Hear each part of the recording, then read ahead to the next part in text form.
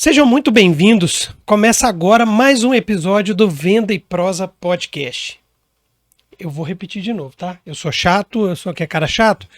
Esse podcast é feito para você, que é empreendedor, que é vendedor, que quer começar um negócio ou quer apenas obter um conhecimento diferente do que você já tem.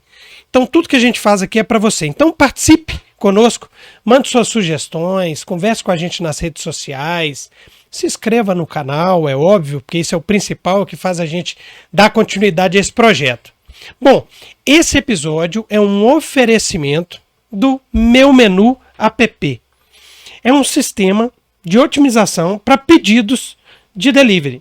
Cara, se você tem um delivery e acha que tá tudo bem tirar pedido no papel, cara, sai da era da pedra. Entre em contato com o Meu Menu, otimize o seu atendimento. www.meumenuapp.com. Vai ser feliz, meu filho. Vão ganhar dinheiro nesse final de ano. Exatamente. Esse episódio também é um oferecimento do nosso querido e delicioso Rei do Sabor. Cara, é o melhor hambúrguer de Betim. Um hambúrguer artesanal assim, pica da galáxia. Mentira? Sem dúvida, é o melhor que tem lá. Ó, o dia que nós comemos aqui no programa, deu até água na boca de quem estava assistindo, imagina a nossa. Então, se você deseja fazer o seu pedido, acessa no Instagram, Hamburgueria Rei do Sabor, @Hamburgueria Rei do Sabor, e curta, delicie-se com o melhor hambúrguer da região. Tamo junto? Marcelo, mais um dia de podcast e hoje nós vamos falar do que a gente mais ama, né? Hoje é Ou uma das coisas que a gente mais ama. Na verdade, eu achava que eu era especialista, mas agora eu vi que eu não sou. Nunca somos, sempre temos do que aprender. Agora, sim, aqui no nosso programa, meu filho, sempre tem algo pra gente estar aprendendo. Sem dúvida. E aí, galera, vamos para mais um dia de gravação? Você quer que fala? Uai, bicho, se você tem medo de apanhar, manda ver, ué. Então, um salve pra rapaziada e pra mulherada hoje. Vai ficar de olho roxo no Natal. Vamos apanhar um pouquinho, né? Vamos falar um pouquinho da nossa convidada de hoje? Ó, bora lá, que é a melhor que tem. A nossa convidada de hoje, ela é formada em jornalismo. Ela é sommelier de cerveja. Tem o programa Pão e Cerveja. E o site Pão e Cerveja? Tem tudo lá. Hoje o assunto é do que a gente gosta. Exatamente. Hoje nós vamos nos esbaldar na cerveja. Exatamente. Hoje nós estamos aqui com a Fabiana Regui. Seja bem-vinda. Muito tudo obrigada. Bem? Fabiana, é um Obrigada prazer pelo convite. recebê-la, viu? Prazer é todo meu. Muito feliz aqui com sua presença e passar o conhecimento aqui.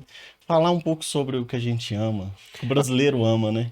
A gente tem um dito popular aqui em Belo Horizonte que é o seguinte: já que Minas não tem mar, eu vou pro bar. É isso aí. O consumo de cerveja aqui é bem grande, não é, Fabiana? É, e por incrível que pareça, as mulheres lideram esse consumo. É mesmo?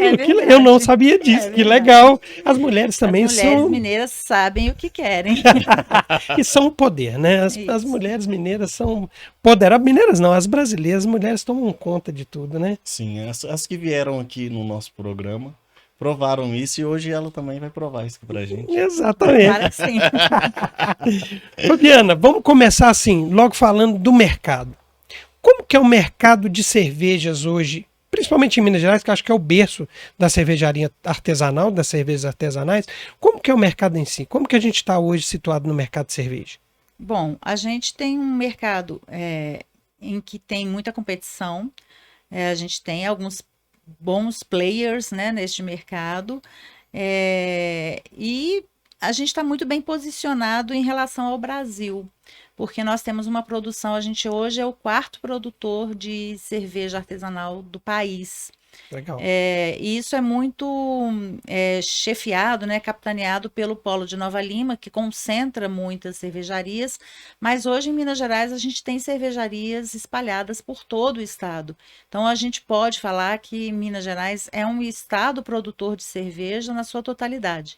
Em todas as regiões de Minas hoje se faz cerveja. Uhum. E cervejas de muito boa qualidade, qualidade reconhecida em concursos internacionais.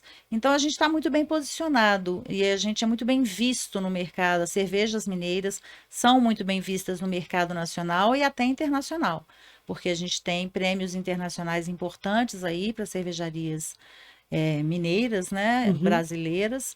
E então é isso. Agora, é um mercado em que é muito competitivo, um mercado em que as pessoas têm que brigar mesmo para estar ali, para serem vistos, né? Em que as cervejarias precisam se posicionar para que elas conquistem o consumidor, né? A gente tem a cerveja artesanal, ela não tem um consumo de massa como as cervejas Convencionais, né? cervejas convencionais, mainstream, como a gente fala. Então, é um nicho, e é um nicho ainda muito pequeno, se a gente pensar em termos relativos, né? Não chegamos a 2% do mercado. É mesmo? Se a gente falar em termos absolutos, a gente tem um grande número de consumidores, mas é um mercado que ainda pode crescer e tem para onde crescer, porque a gente realmente ocupa uma faixa muito pequena desse mercado ainda. E a luta há anos é que a gente consiga ampliar essa posição no mercado. Você acha que isso se deve... A gente sempre fala que mineiro é desconfiado, né? O mineiro, para ele abraçar alguma... Aqui, inclusive, é considerado um polo balizador. Aqui em Curitiba, quando você lança um produto, eles preferem lançar em Belo Horizonte e Curitiba, porque são mercados mais difíceis. Se lançou aqui, deu certo, acabou. Lança no Brasil inteiro. Você acha que essa desconfiança mineira ela pode ser levada em consideração nesse quesito? Apesar de eu sei que você está falando no âmbito nacional. Mas essa desconfiança mineira também entra no quesito de dificuldade de entrada, de penetração? Não, eu acho que não. Não é porque não é um posicionamento aqui em Minas, é um posicionamento geral do país. Eu acho até que a gente tem uma boa receptividade. Minas Gerais, o consumidor tem uma boa receptividade para a cerveja artesanal, de tal forma que a gente tem tantas cervejarias hoje operando, né? E ocupando essa quarta posição em produção. E isso há um projeto, né, ou um desejo, principalmente do Polo de Nova Lima, que se volte, que a gente suba nessa posição, que a gente volte a ser o segundo produtor, como já foi, o segundo polo produtor do Brasil. E isso pode acontecer, porque a gente tem, né, essa abertura de cervejarias, a cada ano a gente vê esse crescimento de cervejarias surgindo, né, novas cervejarias surgindo. Então eu não acredito que a desconfiança do mineiro nesse sentido... Impacte, né? Não, acho que não. Você acha que talvez possa ser questão até de valor? Porque a cerveja artesanal seja um pouquinho mais caro que as demais, né? Talvez... muitas das pessoas às vezes não tem nem condição. Aquele cara que toma mais barato ali, que toma uma braminha, às vezes não tem a condição de pagar. Você acha que pode ser por isso também? Por ser um pouco menor? Com certeza, isso é algo que aí sim a gente fala em impacto. O preço das artesanais, ele não é competitivo em relação às cervejas de grande indústria. E nem elas têm tantos subsídios como as grandes têm. Sim. A carga tributária é muito alta para esse nicho, né, esse setor das artesanais. Isso acaba impactando lá no preço final para o consumidor. Então, a grande luta, né, do setor cervejeiro artesanal é diminuir essa carga tributária para que a gente consiga ter um preço mais competitivo. Porque as cervejarias artesanais, isso já é comprovado, é a que mais gera empregos, em termos relativos, novamente, em números relativos e não absolutos, mas é a que sempre está contratando. Sim. E isso movimenta a economia local, de cada estado, de cada cidade, né, de cada polo onde se tem muitas fábricas cervejeiras. Então, a grande luta é essa, para que a carga tributária seja justa, seja menor, porque realmente incide. A cerveja artesanal ela ainda utiliza ingredientes importados, que são ingredientes mais caros, elas não têm como fechar um carregamento inteiro de malte ou de lúpulo, ou como as grandes têm. Então, a competitividade, né, não é desigual, essa Sim. competição. Entendi. E essa é a grande briga, né, a grande luta de alguns anos já. Nesse sentido, você comentou aí, por exemplo, não tem como fechar uma carga grande demais de lúpulo ou então de malte. Se houvesse uma união das cervejarias, eu não sei se existe uma parceria muito forte entre elas ou se é literalmente uma concorrência entre elas.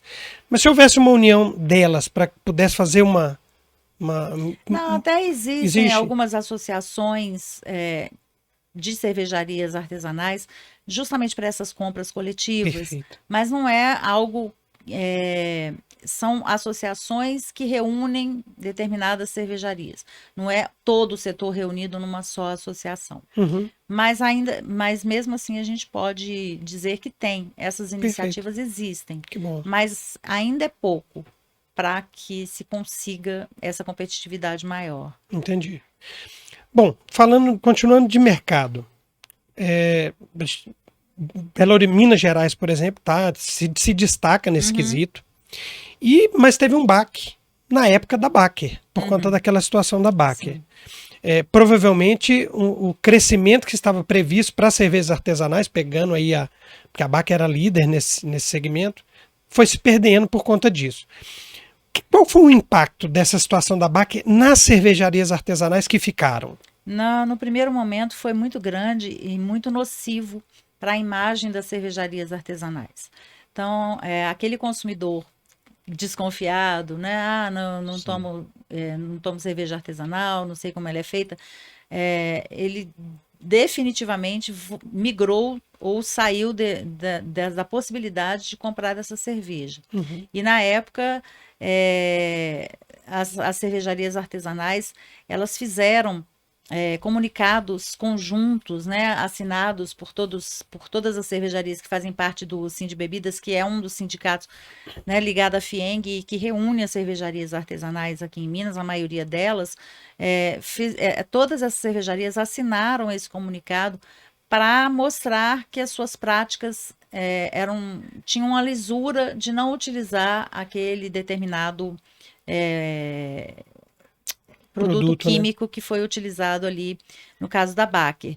Mas a imagem das cervejarias, o setor respingou muito, sim, em relação à desconfiança do consumidor.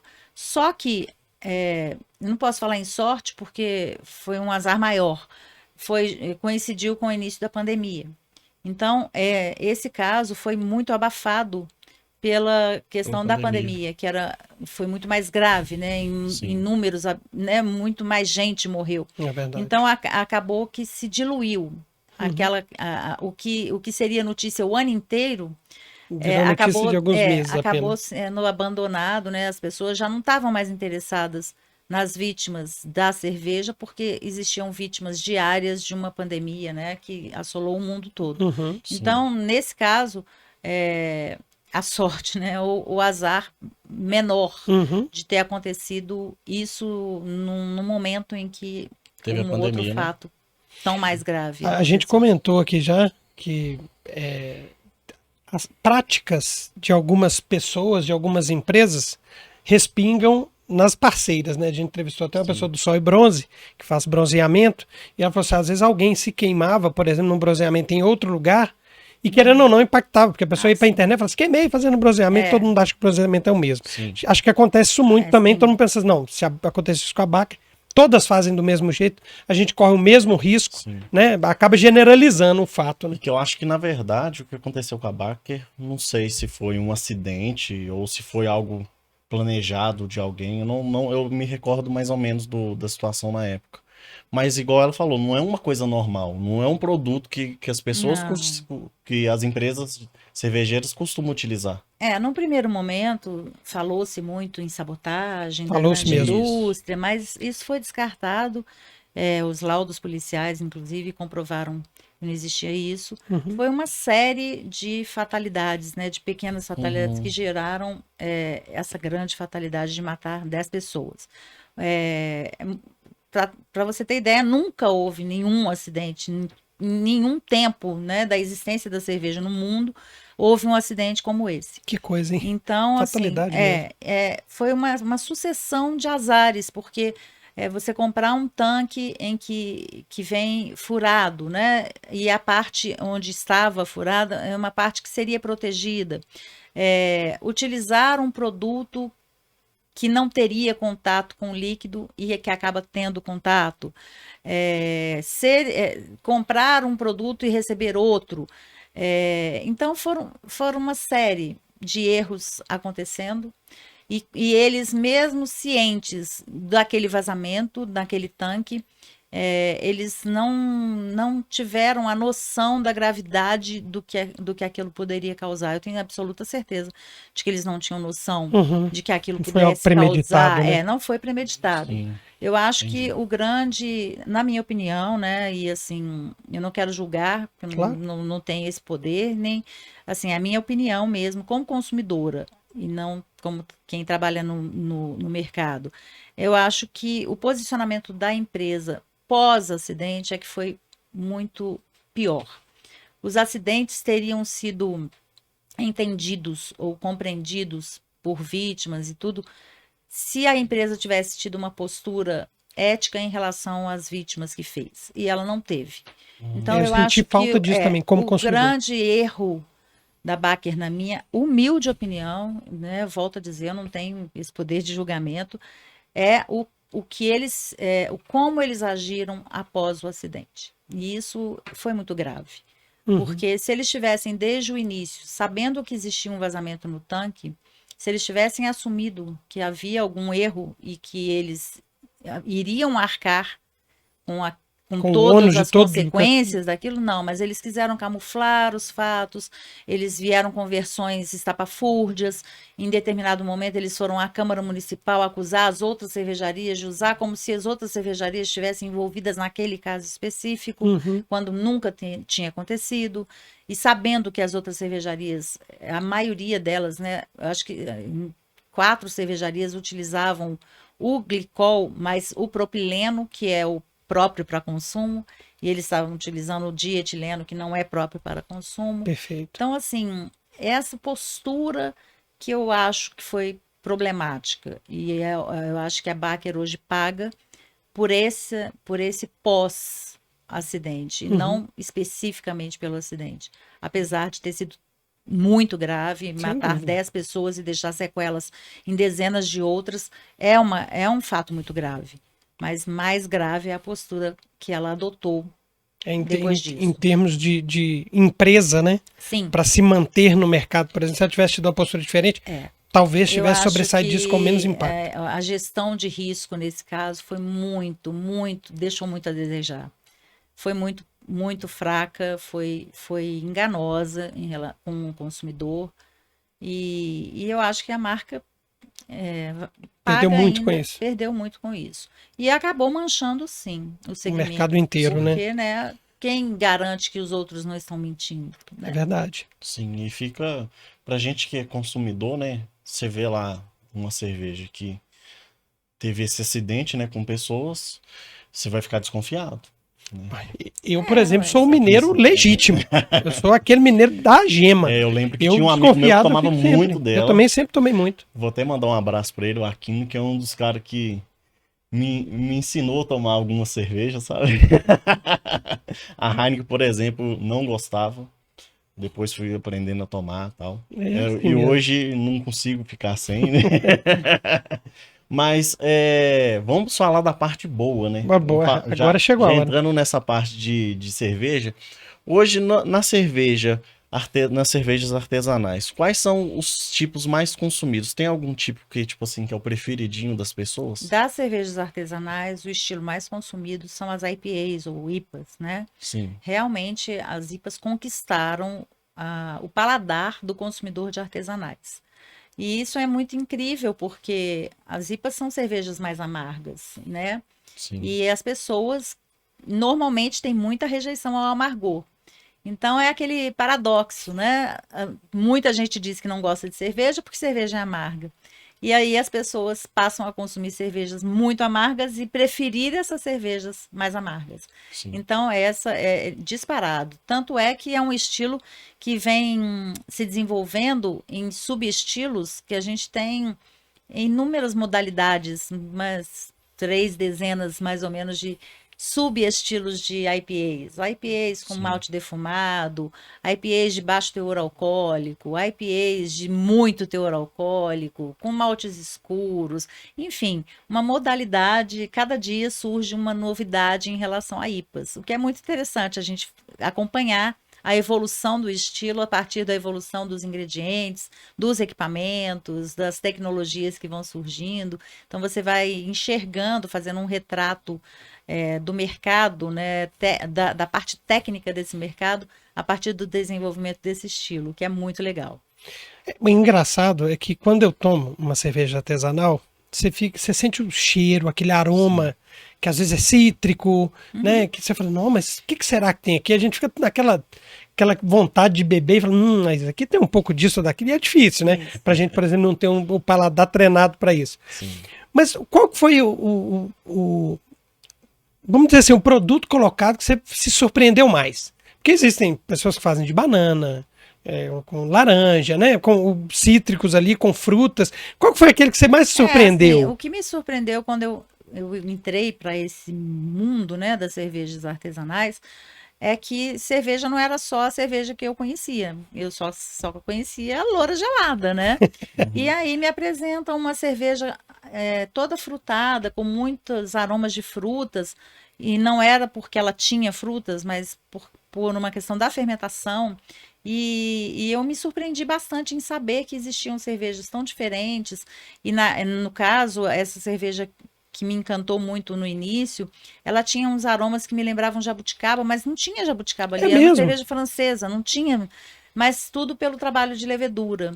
E foi isso que me encantou. Eu falei, gente, isso é muito incrível, assim, como que um serzinho, né, um fungo, pode fazer uma transformação numa bebida a ponto de trazer aromas que a gente encontra jabuticaba numa cerveja onde não tem jabuticaba. Então, que coisa. Então, na verdade, não é a fruta em si. Depende do estilo. Existem, né? Existem. Existem cervejas em que há acréscimo de frutas.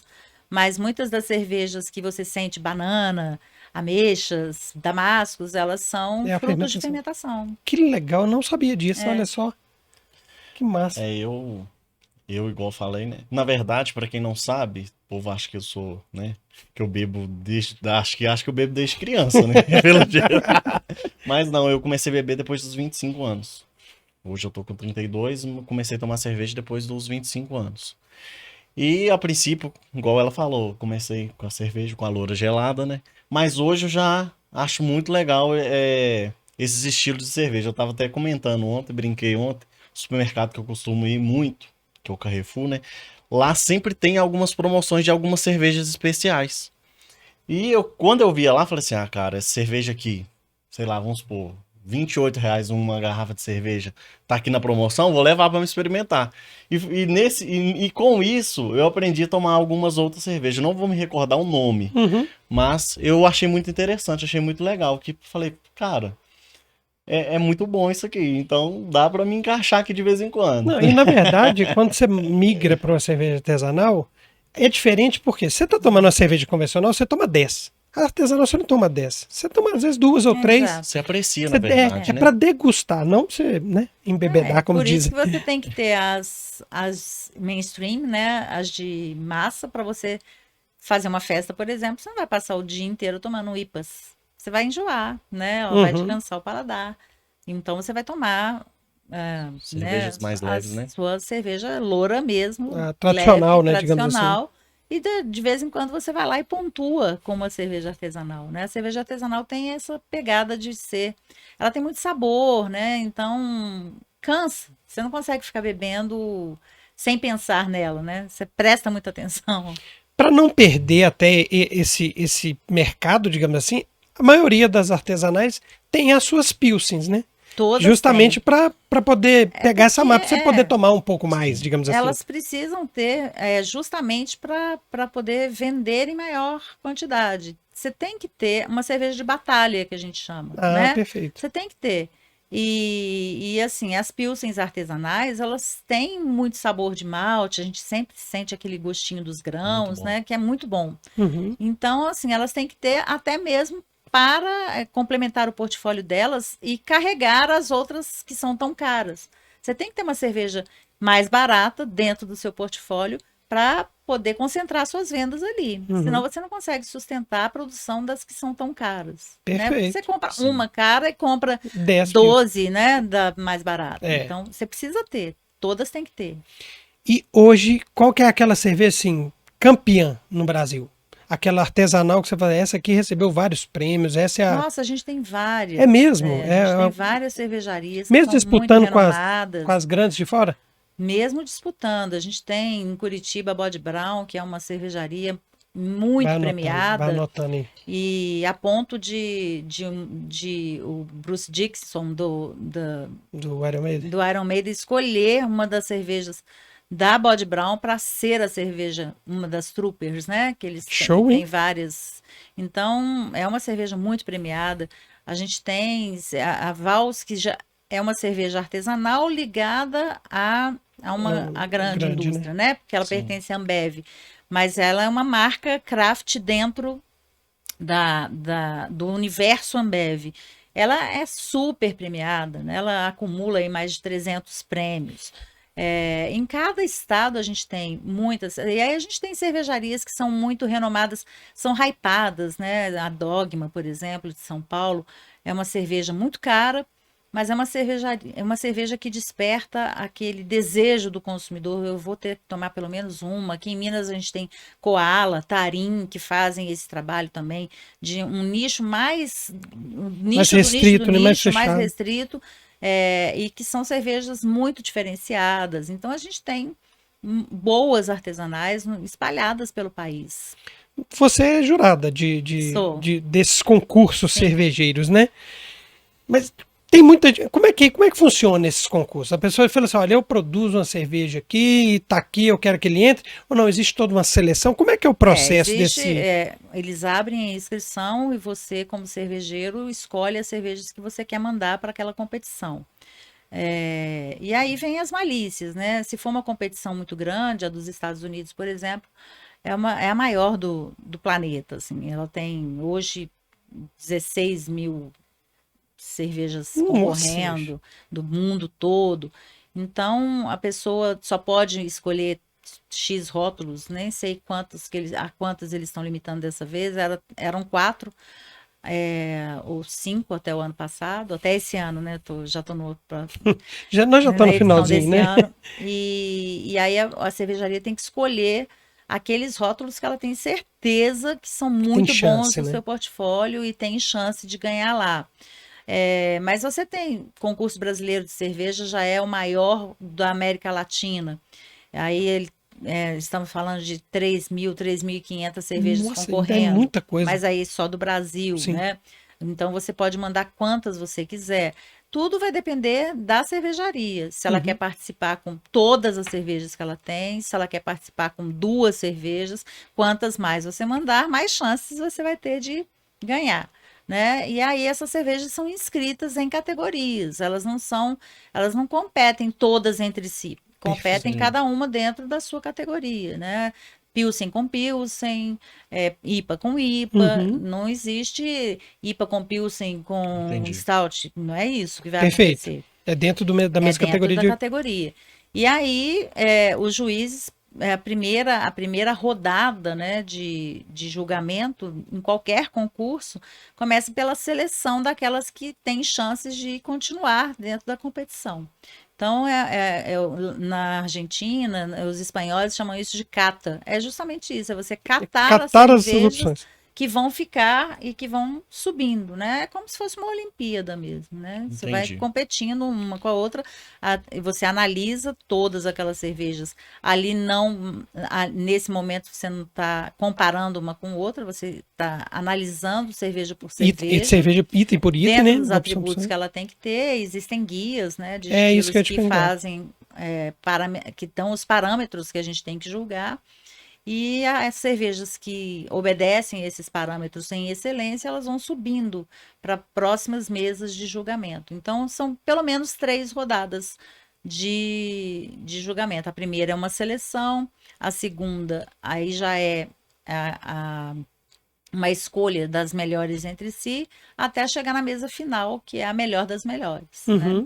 Então, a cerveja ela não vai ser julgada, ela passa por pelo menos 3 mesas de juízes até ser contemplada ou não com uma medalha. A gente tem na cabeça que, tipo assim, as grandes sempre vão ter melhores oportunidades e chances. Por exemplo, a Vals, né, porque é uma enorme.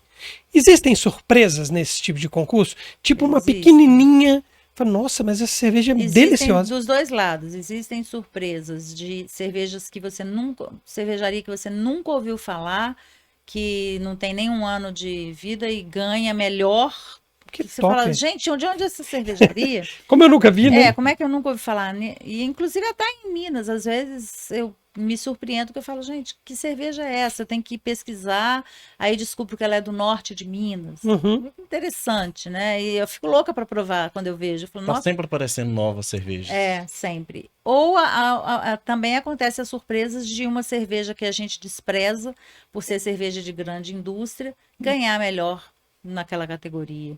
E você fala, não é possível. Entendi. Teve marmelada, mas não tem, porque você não julga sabendo o que você está julgando. Uhum. O julgamento sempre é às cegas. Ele é sem rótulo, Nós né? não Você não temos sabe de onde vem. acesso às cervejas que estão sendo julgadas. Legal Então isso. é a cerveja pelas suas qualidades mesmo. E se uma grande ganha, é porque ela realmente Teve os estava méritos, melhor. né? Legal. E dentro dos estilos de cerveja, por exemplo, existe aquela cerveja para tomar na praia, aquela que é para tomar com a família. Como que a gente separa, assim, por exemplo, a da praia tem um estilo certo? Não existe certo e errado, Sim. né? Existe aquilo que te agrada e que te satisfaz naquele momento. Eu acredito que você vai para a praia, no calorzão, você quer uma cerveja que te refresque, que mate a sede, que não seja muito alcoólica, que não tenha muitas especiarias, muitos aromas, que seja mais neutra, né? Esteja ali realmente para cumprir o papel de refrescar e matar a sede. Então a gente vai procurar cervejas que sejam assim nesse perfil, mais neutro, mais leve, menos alcoólico. Ao passo que se você vai fazer um jantar, onde você serviria um vinho, você pode procurar uma cerveja que tenha aquele perfil, que traga aquelas notas que você encontraria num vinho, por exemplo, você pode substituir trazendo numa cerveja. A cerveja realmente ela obedece à ocasião, ao ambiente, ao clima. Isso realmente, a escolha do que você vai beber vai sempre obedecer esses critérios. Mas sempre a preferência de quem bebe que deve prevalecer. E não uma regra. Não existe uma regra. Esse é certo, esse é errado. Não existe. Você bebe o que te deixa mais satisfeito. Exato. E existem as combinações, mas você vai tomar o que te faz bem, que você se sente bem. Exato. Eu sou sommelier de cerveja, dou aula disso. Então, a minha obrigação é te oferecer algo que eu interpreto como mais adequado para aquela ocasião, para aquele momento, para aquele clima, para aquela comida. Mas não quer dizer que seja uma imposição minha profissional. É uma sugestão. Sim. Pelo tanto que eu estudei para saber que aquela cerveja tem características que combinam com todos esses elementos. Mas o que vai prevalecer é a preferência de quem está consumindo. Isso Show. é imperativo. Sem dúvidas, né? Eu gosto, como você, de experimentar cervejas novas. Eu gosto. Eu vou num lugar, não vou falar aqui, não tem problema, né? Eu vou muito no Mamãe Bebidas, porque ela tem uma variedade muito grande de cerveja. Ela tem tudo. Ela tem de tudo, de todos os países, ela é um negócio de louco. E às vezes eu chego lá e falo assim, poxa, eu vou comprar essa daqui, aí eu compro uma mais cara um pouco, que às vezes ela é pequenininha, é 350 ml. Mas para experimentar mesmo. E eu compro lá a minha variedade de Heineken, por exemplo, que aí é para você beber mesmo. E aí eu aproveito ali, eu me delicio com aquilo ali. Eu já tomei, confesso que eu já tomei uma de café, que eu gosto de amargor. Mas, nossa senhora, essa tava dificílima de tomar. E era uma da Vals. Muito amarga mesmo. Petróleo, exatamente. Gente, mas eu sinceramente, eu tomei um copo. Você não me chamou pra ir? Eu podia ter te chamado pra gente dividir, né? Porque eu fui tomar ela inteira e realmente eu achei que foi muito forte pro meu paladar. E acabei tomando uma parte dela, mas ainda vou experimentar ela de novo em outro momento. Não é uma cerveja fácil, não é uma cerveja para qualquer momento. É uma cerveja muito alcoólica, muito densa, muito encorpada. Ela é bem encorpada mesmo. Então, ela não é fácil. Ela não é de café, ela é de chocolate, na verdade. Ela é de chocolate? Ela é de chocolate. E ela obedece a um estilo inglês, que são as Imperial Stouts, que elas realmente são assim, são cervejas muito encorpadas, muito amargas. Realmente elas têm uma carga de lúpulo muito maior. E de maltes torrados, né? Maltes com tosta muito intensa, que traz ainda mais amargor, né? A sensação de amargor. Então não é uma cerveja fácil de ser tomada. Eu até tomei, porque eu já tinha tomado algumas stouts, gostei, apesar de amargas, mas gostei. E aí eu fui na Vals e falei assim, não, eu quero uma cerveja mais amarga, então, é essa. Ele podia ter me falado que essa era bem amarga.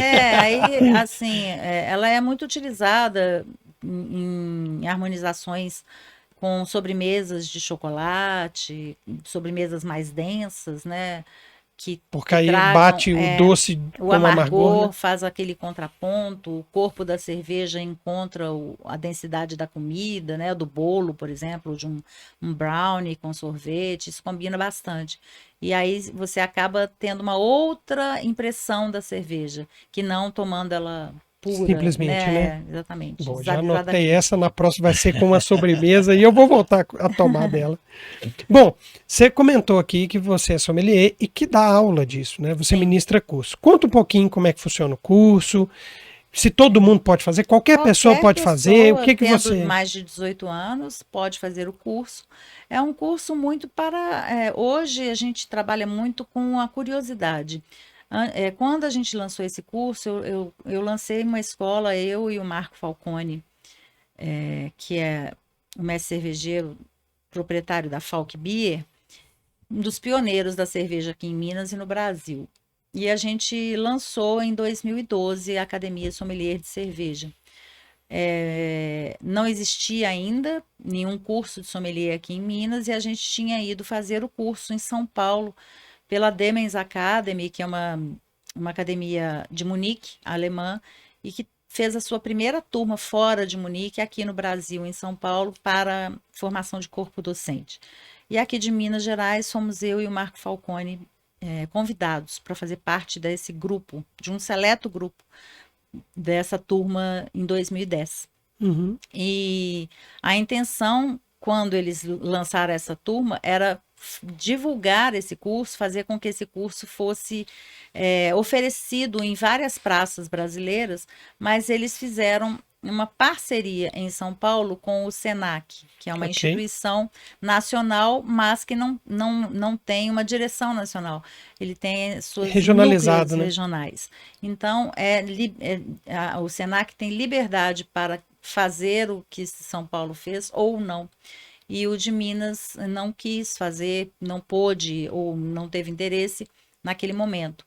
E havia uma cobrança muito grande aqui em Belo Horizonte, principalmente dos cervejeiros que faziam cerveja em casa, para que esse curso fosse oferecido. E a gente foi chegando num ponto em que a gente tinha que já íamos completar 2 anos de formado e sem o curso. Então a gente acabou fundando a Academia Sommelier de Cerveja. Ainda bem. Para trazer, prestar esse serviço de ensinar a sommelieria. Hoje a gente tem vários cursos, né? Não somos os únicos. A Academia Sommelier de Cerveja não existe mais. Eu e o Marco Falcone saímos dessa sociedade e ela continuou com uma terceira sócia, que é a Jaqueline Oliveira, com outro nome. Hoje eu tenho aplicado esse curso em parceria com o Carlos Henrique Vasconcelos, que é professor das faculdades UNA, Faculdade Arnaldo. Ele dá aula de enologia e cerveja nessas faculdades, e ele fundou uma pequena escola chamada Educa Beer, justamente para a gente trazer esse curso de uma forma mais moderna e contemplando as realidades do mercado hoje. Porque quando a gente criou esse curso lá atrás, eu e o Marco, em 2011, para começar em 2012, a realidade era uma. E hoje o mercado é outro. Completamente então diferente. A gente adaptou todo o conteúdo do curso para contemplar as demandas do mercado atual. Porque o sommelier, ele é um profissional, né, ou ele é um ofício para atuar no mercado. Ele vai ser a interlocução do produtor com o consumidor. Então, é um profissional de suma importância, ele faz uma ponte muito importante. Perfeito. E aí, respondendo a sua pergunta, todo mundo pode fazer. Qualquer pessoa que tenha curiosidade em falar de cerveja, em saber escolher a cerveja ideal para momentos e comidas, Sim. ou como servir, em que copo servir, saber um pouco da história, de onde veio, por que existe essa cerveja, o que é esse estilo. Então, isso é o curso de sommelier. É você compreender a cerveja em todas as suas dimensões, histórica, sensorial, Todo comercial, o processo de produção.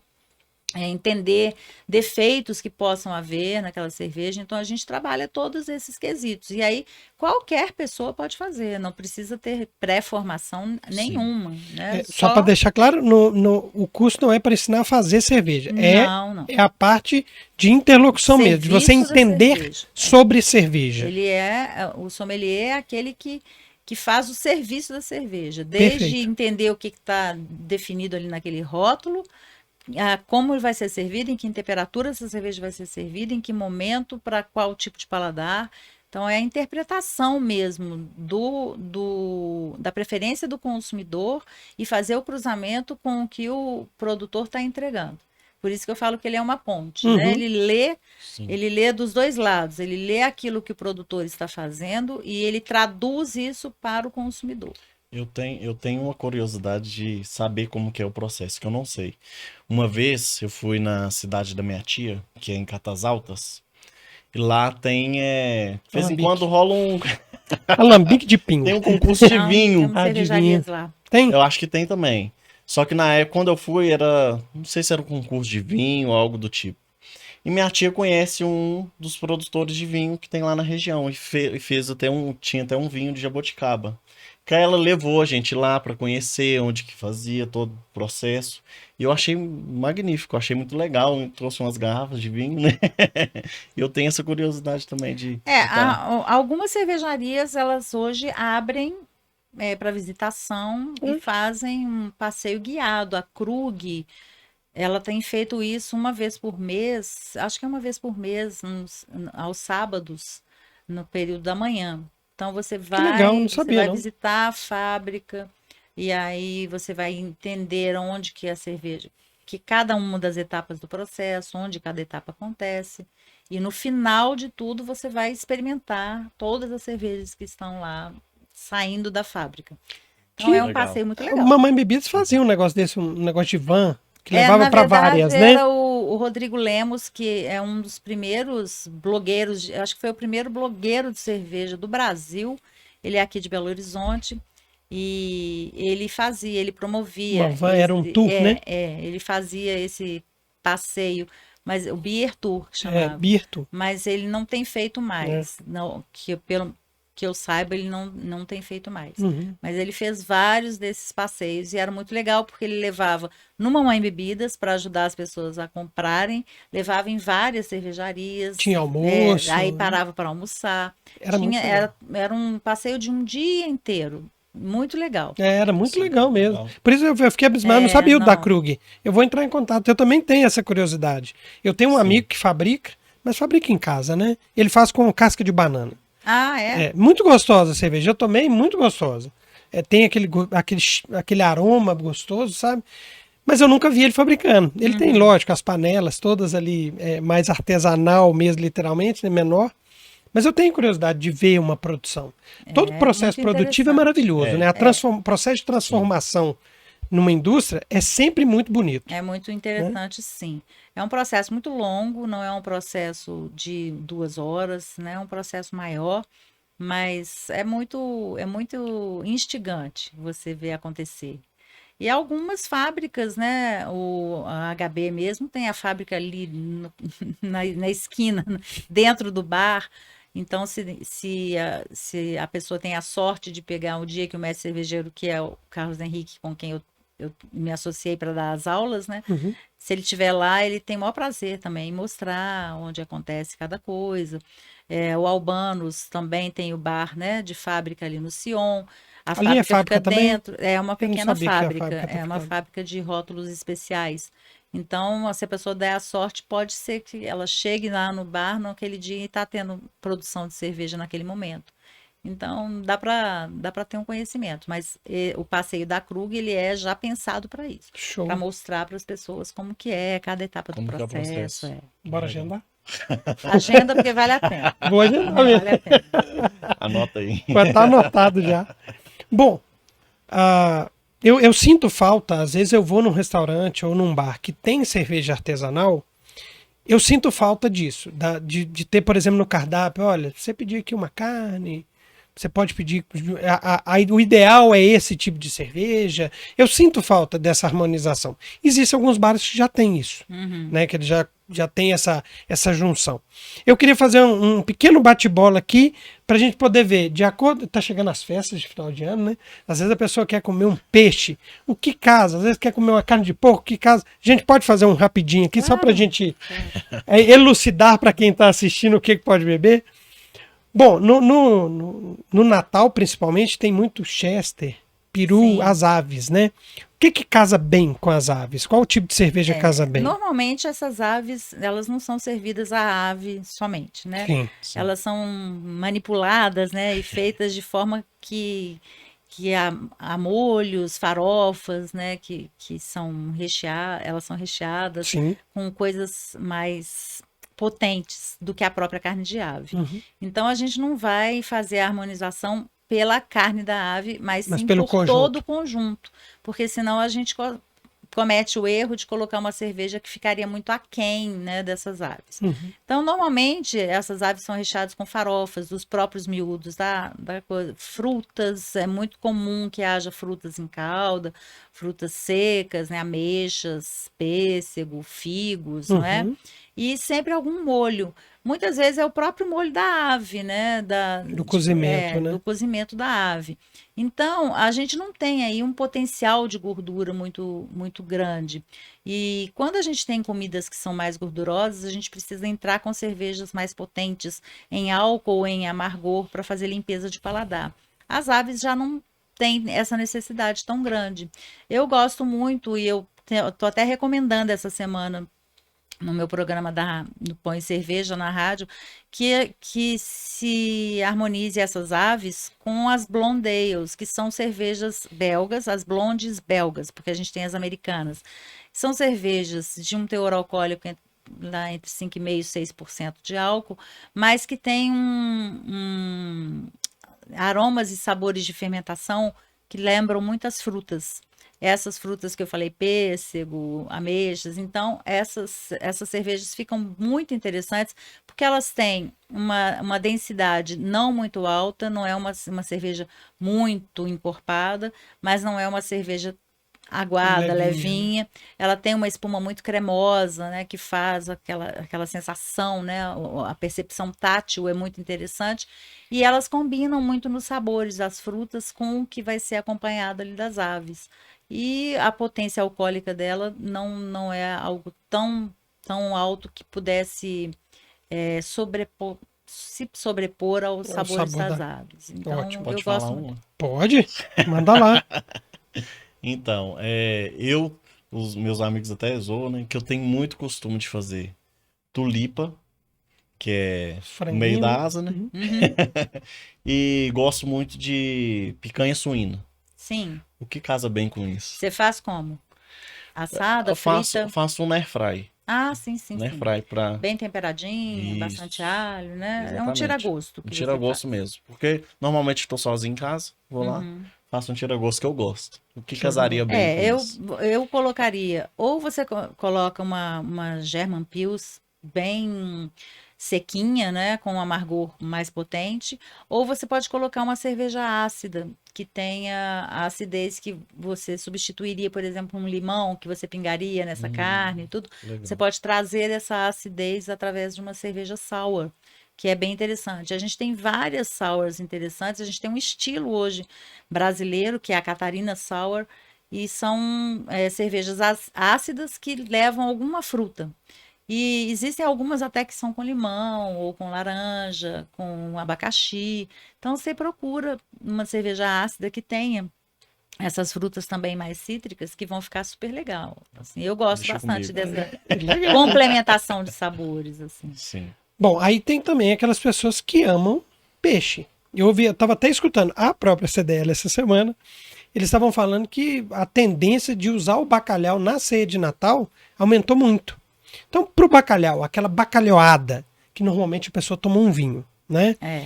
Existe cerveja que casa Existe. com a bacalhoada? A bacalhoada, ela é interessante porque ela traz muito sal e muito azeite, né? Normalmente o bacalhau vem submerso, né, no azeite, e é assim que é gostoso. É. Azeitonas, que já trazem um sabor muito forte também.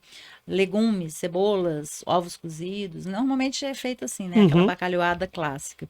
Então aí a gente já tem gordura, né? A gente já tem um óleo, né? Muito potente, que é o azeite, muito saboroso também. E a gente tem o sal. E então são dois elementos que a gente precisa fazer corte, precisa fazer amenizar isso tudo no conjunto, sem interferir tanto no sabor.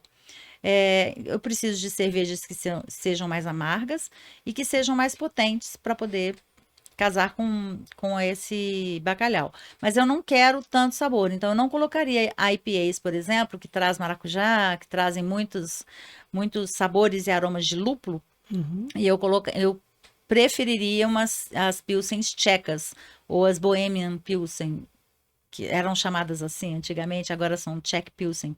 Então, porque elas têm um amargor bem inserido, mas é um amargor potente, sem ser aquele amargor difícil de você é, harmonizar. E elas têm também um sabor dos grãos que se sobressai muito. Então é uma cerveja muito interessante, vai ficar bem bacana, não vai interferir no sabor da bacalhoada, vai apenas fazer esse trabalho de corte mesmo, da oleosidade do prato, sem interferir tanto no sabor. E são fáceis de achar, né? As Bohemian Show. Pilsner. Então, E agora nós vamos para a preferência popular do brasileiro. Mas, na verdade, a pessoa vai fazer um churrasco. Famosa picanha, né? Aquele contrafilé, um filé mignon ao alho. Ela gosta do churrasco e na virada, no Natal, ela vai fazer um churrasco. Eu já vi que quando algo é mais gorduroso, você tem que contrapor um pouco. Aquela picanha gordurosa, aquela boa, aquela legítima, 2 dedos de gordura. O que casa bem? aí eu já colocaria as IPAs mais potentes, as Double IPAs ou Imperial IPAs, que tem bastante álcool, tem bastante amargor, e tem aquele saborzinho do lúpulo, né? Que as pessoas gostam muito, lembra frutas tropicais, maracujá, pinho, né? Cascas de árvore. São os perfis de lúpulo que são mais utilizados. E eu acho que ele faz um belo par com essa picanha que você está falando, porque vai fazer novamente limpeza de paladar, preparando a sua boca para a próxima pedaço, né, de carne. É engraçado você estar falando isso. No ramo de perfumes, por exemplo, quando você vai escolher um perfume, a pessoa coloca um perfume, no segundo você já começa a confundir. Sim. Aí você cheira um café Isso, e vai pra de novo. neutralizar. É mais ou menos isso, né? Você degustou a carne, que já tem o seu sabor ali e tal, aí você toma a cerveja para fazer a limpeza do paladar Isso. e você sentir o sabor da cerveja. Aí na hora que você come de novo, é você manter o sabor de cada coisa. Exatamente, Seria mais ou menos isso. porque a gordura, ela forma um filme em toda a sua boca, né? E ela acaba impedindo que as papilas gustativas percebam os sabores que vêm depois. Então você precisa retirar esse filme de gordura para que você sempre sinta sabor. Embora a gordura seja um transporte de sabor, ela entope, é literalmente isso, ela entope, né? Ela faz uma barreira das papilas gustativas. Então ela precisa ser removida dali para que a pessoa continue sentindo o sabor ao longo daquele churrasco. Por isso que a gente coloca cervejas tão alcoólicas, porque ela faz e tão amargas, porque o lúpulo também tem esse papel de limpeza de paladar. Então faz aquela limpeza, daquela limpada mesmo em toda a sua cavidade bucal e aí você consegue sentir novamente o sabor da carne, o sabor dos temperos e tudo E aí, mais. você que achava que cerveja era só tomar uma cervejinha, hein? Tá vendo? Vai achando. O negócio, o buraco é bem mais embaixo. Não, eu acho legal demais isso, né? Eu também. Porque eu que sou um apaixonado pela cerveja e eu gosto de tomar cerveja pelo sabor da cerveja, não é aquele negócio de falar, não, vou tomar ali porque eu quero ficar todo. Não é isso, eu adoro o sabor da cerveja. Ter essas informações me fazem ter ainda mais prazer em tomar uma cerveja. Eu acho que a ideia é essa, né? Você sim tomar a cerveja pelo prazer. Sim, eu também.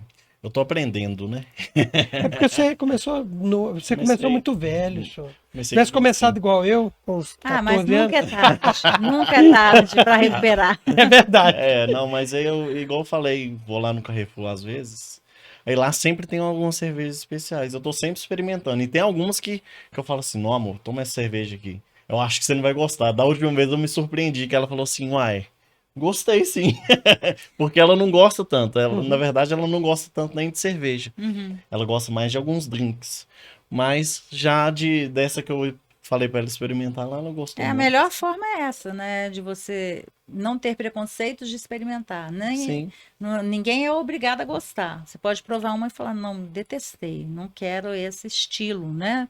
normal. Mas você pode falar, nossa, que delícia, achei a minha cerveja preferida, né? Sim. Pode E, acontecer. A minha esposa, por exemplo, não toma bebida alcoólica nenhuma.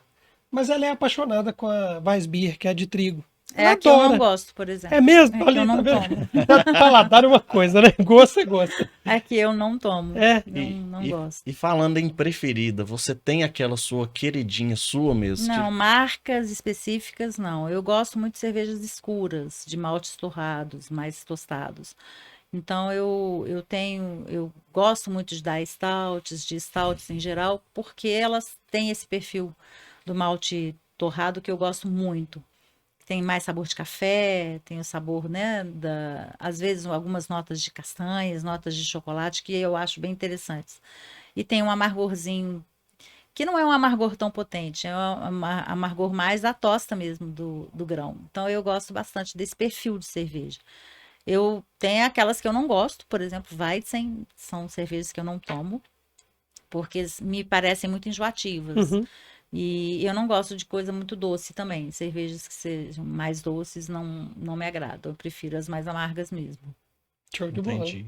Bom, agora vamos contar um pouco, entrando um pouquinho no seu programa, por exemplo, que é o Pão e Cerveja. Uhum. Como que ele foi criado? De onde surgiu a ideia?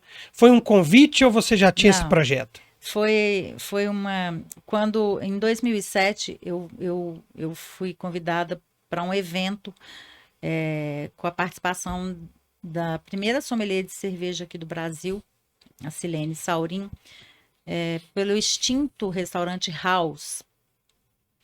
E era uma confraria de mulheres para apresentar cervejas artesanais. E Legal. dali surgiu uma confraria fixa de estudo.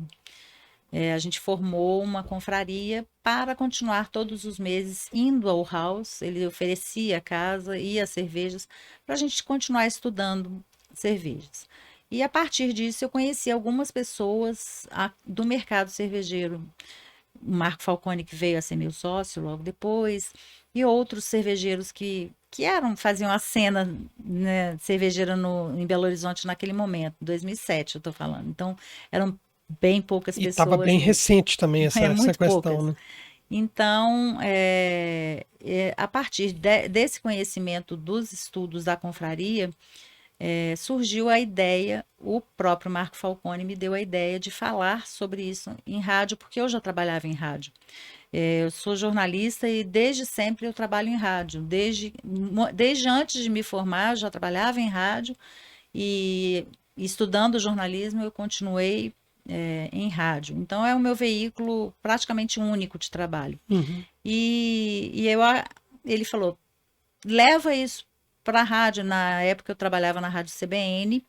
E ele leva isso para a rádio, porque tem coluna de vinho nessa rádio e tem que ter alguém falando de cerveja. E eu falava que eu não me sentia capaz de falar, né, com propriedade num programa de rádio, como a gente tinha o Renato Machado, né, entendia tudo de vinho. Eu não entendia de cerveja nesse nível para ir falar de cerveja. Então ele se ofereceu para ser meu consultor, meu tutor, né? E me dava as dicas, foi me apresentando muita gente do mercado. Realmente ele me apresentou muita gente de fora aqui de Minas, e eu fui montando um portfólio de pessoas, de entrevistados, né? Possíveis entrevistados para manter o programa. E eu ofereci isso para a direção da CBN.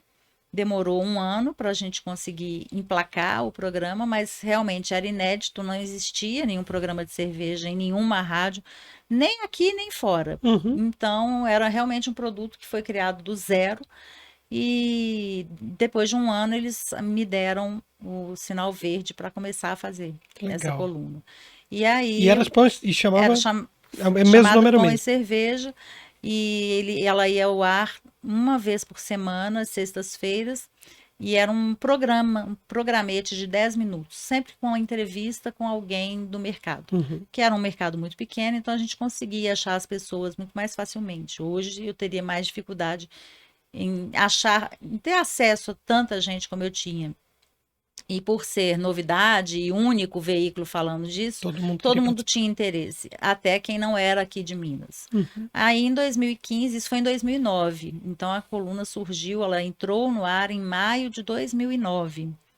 Já tem 13 anos. Poxa, né? legal demais. 14º ano. Em 2015, eu me desliguei da CBN, eu pedi para sair, porque eu realmente queria me dedicar à cerveja integralmente e não mais como um hobby, como vinha sendo até então. E aí eu acabei levando a coluna para a rádio CDL em outro formato. Então, ela hoje é uma coluna de 1 minuto e meio, diária, em que eu falo sobre o mundo cervejeiro em geral. Não falo só sobre rótulos, né? Todos os assuntos relacionados à cerveja são abordados ali. Exatamente. Então, ele mudou um pouquinho o perfil, mas eu acho que ficou uma coluna mais acessível ao público leigo. Na CBN, era uma coluna para aquele nicho, para quem já curtia cerveja artesanal, quem já estava iniciado naquele mercado, quem já consumia. Então, era um público muito reduzido. E com essa mudança de perfil da coluna na CDL, as pessoas comuns começaram a se interessar pelo tema cerveja e não buscar, eu vou ligar porque vai falar de cerveja. Assim, a pessoa na verdade, atropelada num bom sentido pela coluna que, de repente, ela está no carro e começa a coluna e ela fala, gente, eu nunca ouvi falar nisso, que interessante. Então, assim, é fisgar a pessoa pela curiosidade.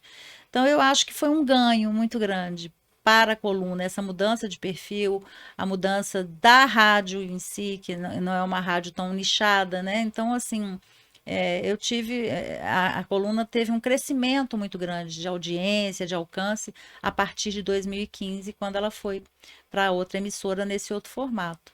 Eu acho legal porque eu, na CBN, eu não conhecia, apesar de vez em quando porque era escutar. Muito voltado para quem já fazia cerveja. E eu escutei, até hoje eu escuto um pouco de CBN, mas eu não conhecia. Mas na CDL, toda vez que passava, é essa sensação mesmo, de você escutar e falar assim, nossa, eu não sabia disso. Que legal. É a informação para o leigo mesmo. Olha, igual de vez em quando você falava de harmonização, o que casa, ou então uma cerveja nova. Nossa, surgiu uma cerveja em tal lugar. Aí você começa a falar o que a cerveja tem, os aromas, o que ela proporciona. Na minha cabeça eu já estava até sentindo na ponta da minha língua. É muito legal isso. E para mim é muito.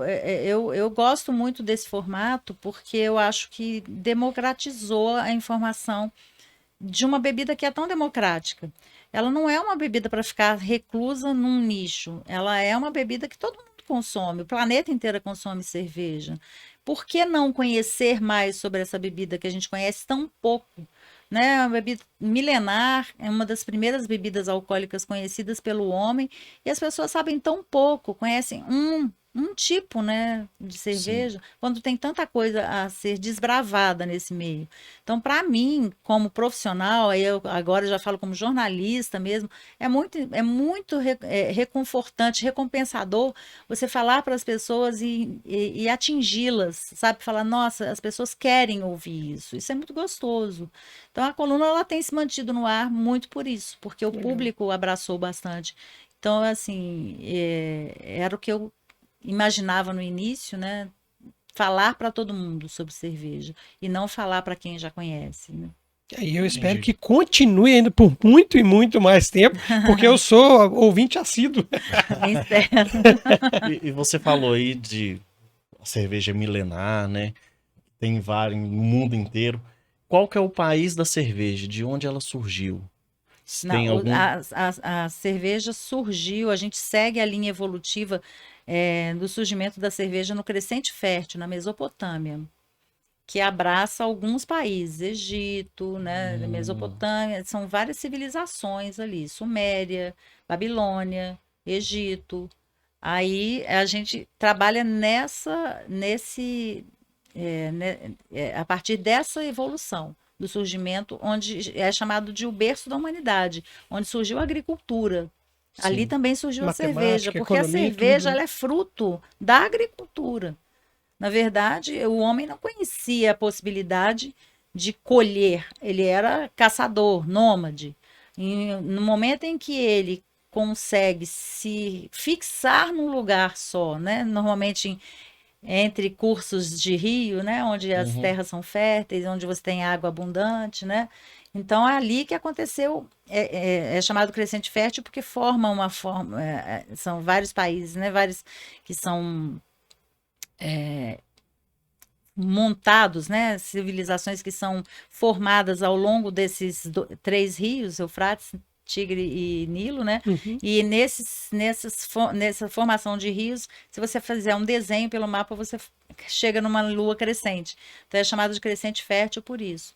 Porque ali surgiu a agricultura, é chamado de berço da humanidade por causa disso. Porque surgiu a escrita, várias descobertas foram feitas ali, nesse meio. Onde hoje se localiza o Iraque, mais ou menos ali. Uhum. Então, a partir dali, o conhecimento de se fermentar grãos foi atravessando, né, passando de uma civilização para outra, até chegar aos dias de hoje.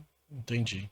E tem um país que hoje é maior consumidor, tem um ranking O maior consumidor em termos absolutos é a China pelo número de pessoas. de É pessoas. mesmo, a China consome Per muito. capita é a República Tcheca.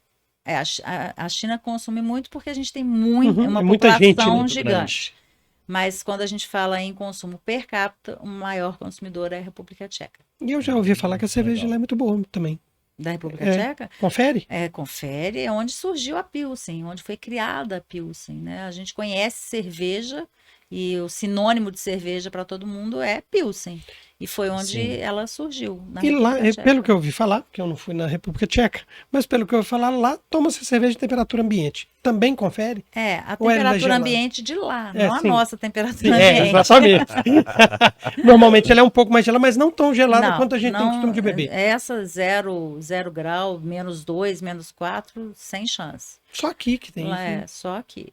Lá é 8, 10 graus, por aí, na temperatura. Eu conheço uma pessoa daqui, né? Não, pessoa Uhum. normal, que gostava de tomar cerveja quente. Sim, Tomava cerveja quente, é o que ela falou, né? Você toma do jeito que te agrada, né? é Aqui verdade. tem que ser bem quente, né? Porque a gente está falando de temperatura ambiente de 30 É, graus, em aqui média, se né? tomar Aí quente, é quente realmente mesmo. é quente Realmente mesmo, né? quente, eu já não conseguiria. Aí eu não sei se é tão agradável, porque É. a temperatura tão alta vai fazer surgir muitos aromas de álcool. Então a pessoa, não sei se ela vai curtir tanto a cerveja como se ela tivesse pelo menos resfriado, né? Assim, uns Sim, 6 graus por Aí eu aí. confesso que eu gosto de cerveja bem gelada. Ah, eu também. Apesar de tirar um pouco o paladar, quando ela Tira. tá muito Se gelada, você tiver tira um pouco. muito gelada, você vê que tira um pouquinho do gosto. Tira. né? Tira. Uhum. Você Mas perde- eu gosto de cerveja um pouco mais gelada, Não, mas mas ela para sentir o paladar. a cerveja ela é uma bebida que normalmente ela é associada à refrescância, né? Você não vai tomar um líquido refrescante quente, né? Não vai atingir o Só no objetivo. deserto, né? Que toma um chá, mas aí é costume. Agora, eu tenho uma pergunta para te fazer, até para a gente fechar aqui, que eu acho que é de suma importância. Eu acompanho muito as informações sobre cerveja, porque eu gosto muito de cerveja. E eu vi um dia uma matéria falando de uma cerveja em pó. Eu falei assim, isso não é possível. Não é possível. E eu vi alguém colocando mesmo na água, até a água era gaseificada, rasgou o pacotinho, jogou, misturou, tomou e falou, é boa. Eu falei, isso é mentira. Não, Não na pode ser boa. verdade, houve sim uma experiência da cervejaria de Ribeirão Preto, Pratinha. Eles Eu acho que fizeram. foi essa mesmo, pratinha. É Boozy, né, que chamava essa cerveja. Foi um experimento. Ela não existe no mercado, não está à venda no mercado, e eles fizeram realmente essa experiência. Depois, essa cerveja acabou sendo incorporada pela Ambev, pelo núcleo de pesquisas de inovações da Ambev. justamente para continuar fazendo essas experiências, esses estudos. Isso não foi para frente, não foi? Não, não foi. Era só uma experiência mesmo. Que bom. Mas ela realmente existiu. Existiu em um curtíssimo período de tempo. Ah, não, então tá certo. Fabiana, se você quiser deixar o seu contato para quem quiser te contactar, tanto para sommelier quanto para o Pão e Cerveja, se você Eu tô deixar... lá no Instagram, fabiana.arregui, GUY, que é o final do meu nome, então me siga lá no Instagram, que eu sempre centralizo muitas informações ali. Se eu vou fazer algum evento, se eu vou abrir alguma turma, sempre estou informando pelo meu Instagram, e de lá mesmo a pessoa pode ser direcionada para o site, né, para a própria coluna lá da rádio. Então, me segue lá no Instagram, vai ser um prazer. É isso aí, turma. E Segue que ela você lá. continue fazendo isso pra gente, porque cerveja é o nosso patrimônio. Vida longa a cerveja. Vida longa a cerveja, exatamente.